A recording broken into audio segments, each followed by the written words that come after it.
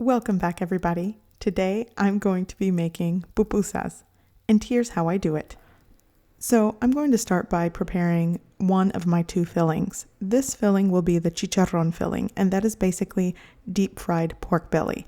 And I just purchased this at my local Mexican meat market. If you do not have something like this or this type of grocer near your house, you can just take some fatty style pork loin pork chops or from the shoulder and basically deep fry it and cook it till it's crispy like this. And as you can see, this is one slice of pork belly, and I'm just going to chop it up to make it a lot easier to process. I'm actually going to be using 4 ounces of that fried pork belly.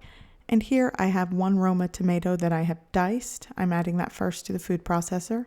I'm also going to add 2 cloves of roughly chopped garlic. And I'm also going to be adding 1/4 of a small onion that I've roughly chopped, again, right into the food processor. I'm also going to be adding 1/4 of a small bell pepper that I roughly chopped as well, and right into the food processor. And I'm just going to blend all of this with that chopped pork belly. And I will mention, if you don't want raw veggies in your filling, you can probably saute all of the vegetables before processing it with the pork belly. I'm going to puree this until everything is combined and basically forms a paste. And this is pretty much what you want it to look like. By the way, I added no liquid to this. Basically all the fresh vegetables and the fried pork belly turned into a paste in my food processor. And this is basically the texture that you want. So I'm going to set this aside and start working on my bean filling. I have purchased 1 15-ounce can of small red beans, and I've drained all the liquid, so now I have 10 ounces of whole cooked beans. So if you don't have canned beans and you boiled your own, this amount is around 9 to 10 ounces of cooked small red beans. Use the beans of your choice. Kidney beans works as well. So I've added that to my processor. Now I'm going to add a little bit of diced onion. I'm going to add 1 roughly chopped clove of fresh garlic, another small Roma tomato, and a little bit of fresh bell pepper. And I'm just going to puree everything just like I did the other filling until it forms a paste.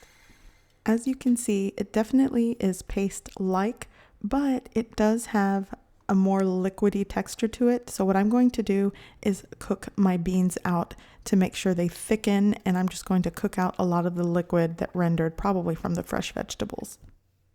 I'm also going to be adding a pinch of salt and cracked black pepper to taste.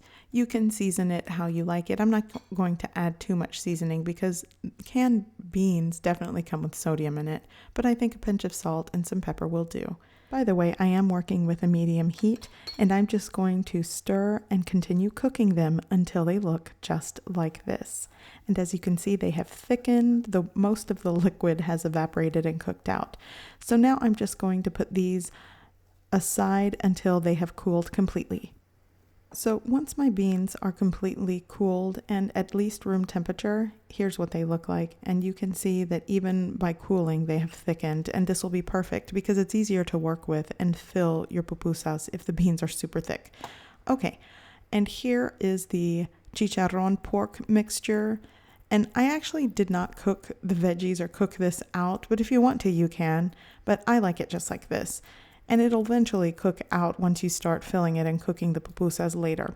Okay, so all I'm going to do now is add 4 ounces of shredded mozzarella cheese. Use the melty cheese of your choice. I find mozzarella really convenient. So I'm just going to add 4 ounces to the pork filling and the other half to the beans. I'm going to give everything a good mix, and my fillings are done. So now I'm going to be moving on and make the masa dough. So I like to use Maseca. I believe Pan, P-A-N, is another brand. This is Maseca brand, and it is basically instant corn flour. Not to be confused with cornmeal. Here's what cornmeal looks like. You do that for breading or cornbread. Nope, this is not it. You'll want to use Maseca. Cornmeal and Maseca do not substitute each other. So just bear that in mind when making this. Okay, so I've added 4 cups or 1 pound of maseca to a large bowl. I'm going to add 1 tablespoon of salt, and I'm also going to give that a good mix. And I'm using a wooden spoon, and I just wanted to show you, if you just don't have something that's non-stick, you can take a wooden spoon and just rub oil over it, and that kind of, helps things not stick to your wooden spoon. At this point, everything is combined, so now I'm going to add 4.5 cups of hot water. I actually brought mine to a simmer or a slight boil. You don't have to have piping hot boiling water, but I do find that it helps. So anyways, hot water definitely will do. And before I add all of it, I'm also going to be adding 1 tablespoon of oil. And then I'll add the rest of the water and give everything a mix until everything is smooth and creamy like Play-Doh. Using really hot water will definitely expedite the process where the water soaks into the corn flour. So at this point, you can tell that my dough is super smooth and combined. So I'm going to add it to a glass bowl, and I'm just going to cover it with cling film until I'm ready to use it, because you don't want your dough to dry out. And I will say, leave some extra water on the side, because when you start rolling the pupusas out, it's just something that happens. Once the dough is exposed to air for a period of time, it's going to dry out. So just keep some water next to you on hand, and maybe give it a mix throughout the process just to keep it moisturized. Okay, so before I start forming my pupusas, I want to show you. Here I have 1.5 cups of just room temperature water, and to that I'm probably going to add around 2 tablespoons of oil. And obviously water and oil don't mix, but do the best you can. And as you start forming your masa balls for the pupusas, you want to dip your hands in this. This will help you handle the masa without sticking and losing it all over the place. It's a very handy trick. And like I said, I actually use some of this oil and water mixture to add back into the masa if it starts to dry out. And I just sort of mix it with my hands and just get it to where I need it to be to start making pupusas. So you'll have to watch the masa and, the water content in the masa, because it's very important that you keep it moist. Today, I'm going to be using a cast iron griddle. I have it over 2 different burners on my stovetop. And I want to show you, I'm preheating this, and I'm going to keep it at a medium-low heat. You do not want a scalding hot griddle. These pupusas are going to take time to get toasty exterior and for the inside to cook properly. So you want to use a constant medium to medium-low heat. If you do it on high, the outside's going to burn and the inside's going to be raw. Okay, so now I'm going to start making my pupusas.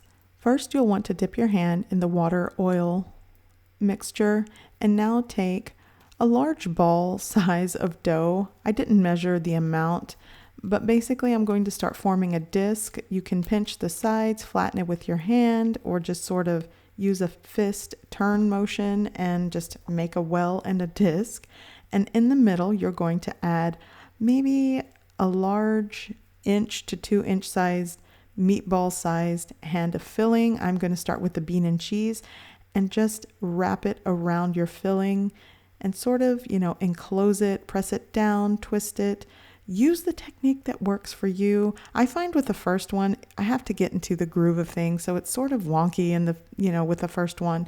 But if there's extra dough, just pinch it off. You can add it back to your masa bowl. And now you're going to sort of flatten it, carefully flatten it, because you'll notice that you'll get cracks and sometimes the filling will be exposed.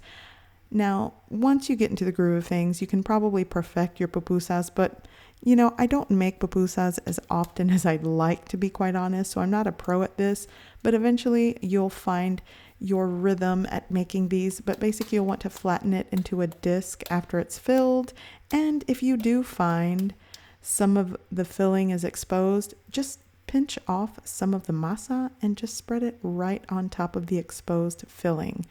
And that is it. That is a basic beginner's method to just making your pupusas. And the best thing I can tell you, it's pretty much with any approach to a new recipe, is practice makes perfect. Just keep at it, and eventually you'll find the technique that works for you. You'll probably notice by the time you're halfway done with your masa, the technique in which you form your pupusas gets better and better because, you have a little more practice. So I'm going to speed things up a bit, and then I'll just show you how I cook them. And again, you're cooking your pupusas on medium-low to low heat, probably 5 to 7 minutes on each side, not on a high heat. And basically you want to do it until the exterior is crispy and crusty and the interior is bubbling and cooked through.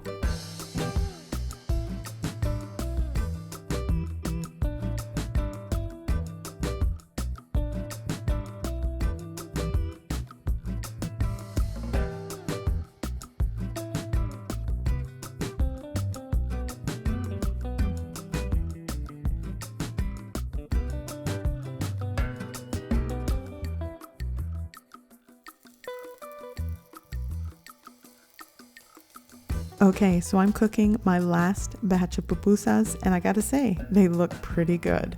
So this recipe definitely will give you 15 to 18, maybe 20 small ones, depending on the size. Okay, I also want to show you the salsa that I'll be making today.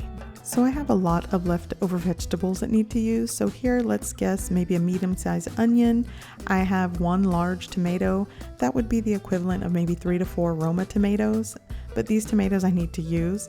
And I'm also going to use 2 cloves of roughly chopped garlic and 1 teaspoon of chicken bouillon base. I'm going to add that into my food processor and puree it.